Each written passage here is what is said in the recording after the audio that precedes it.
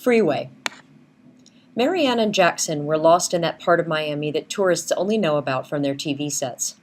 Jesus Christ, Jackson said. I should have known you couldn't manage this. All you had to do was get us from the fucking airport to your aunt's house. He looked over at her from behind the wheel, smiling in the way that said she was lucky he was being so patient. But that was too much for my little Marianne, wasn't it? He shook his head, wagging it from side to side. Wasn't it, honey?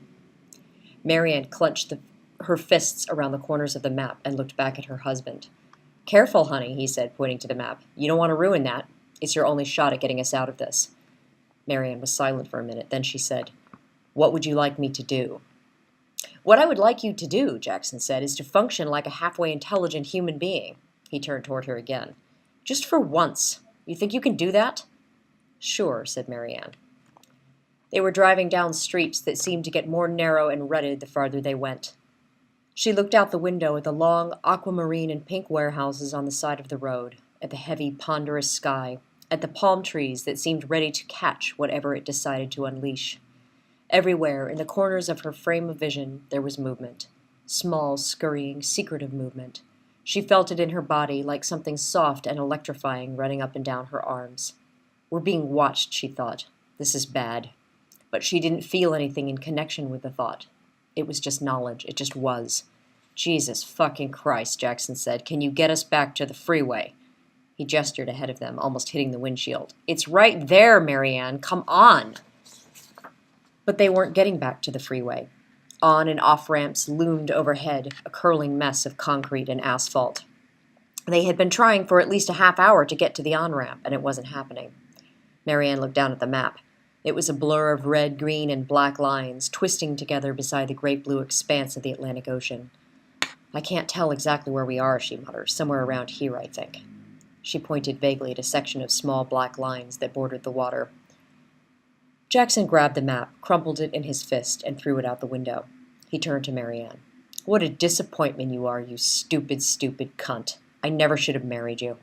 He sighed and shook his head as if the inconvenience were too much for him. I'm sorry, Marianne said. I know you are, Jackson said. That's why you're going to get out now and find us some nice gentleman who can give us directions. Marianne looked out the window. They were stopped now, and the movement that had previously existed in the fringes of her field of vision seemed to be moving to the center.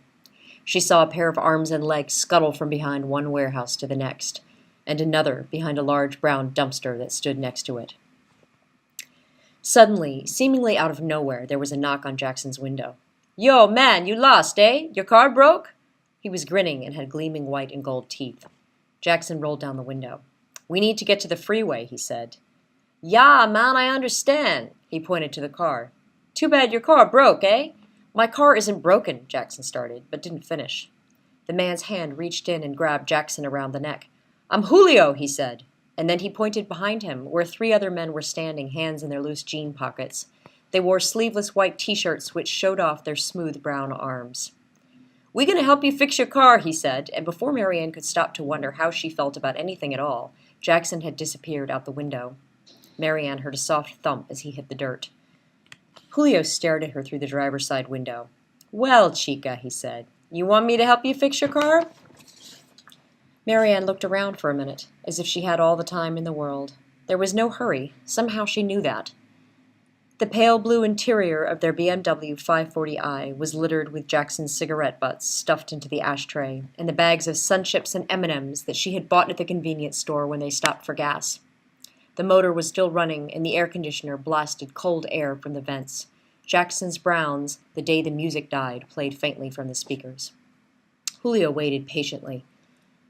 Marianne looked at his face, and in the gray afternoon light, it looked somehow kind. The car was in here. The row of warehouses, of men with guns, probably, and packets of cocaine, God knows what else, were out there, along with the water, and a freeway somewhere nearby, and her aunt's house somewhere not far after that. If I give you this car, Marianne said, will you let me go? Oh, honey, Julio said, you and your man here are going to have to stay while we fix it. He grinned. It's only fair, he said. No. Marianne opened the passenger door and got out of the car. She walked around to face Julio and saw that Jackson was lying on his stomach, face pressed into the dirt, grunting. One of the men sat on top of him and held his arms. Honey, he said pitifully. He seemed suddenly smaller than his 6 feet 4 inches. No, Marianne said again, and took a deep breath of wild, salty air. Everything was very clear. I'll give you the car, she said. It'll make you good money on parts. She smiled. You can have it. She turned around, looked in the direction of the freeway, and then turned back to Julio. And you can have my husband, too. Jackson made a strangled sound against the dirt.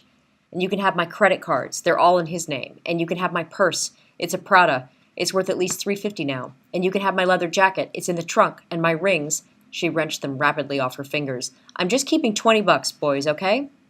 She rummaged in her purse, pulled out a 20, then dumped the contents of her purse onto the dirt. While she did all of this, Marianne watched herself with a kind of stunned amusement, as if she were not, in point of fact, the person doing any of these things. I'm going, boys, she said. Right now. Julio hesitated, but she held up one finger. This is a good deal, and you know it, she said. Now, which way to the freeway? Julio pointed to the left, the way they had never tried. Thank you.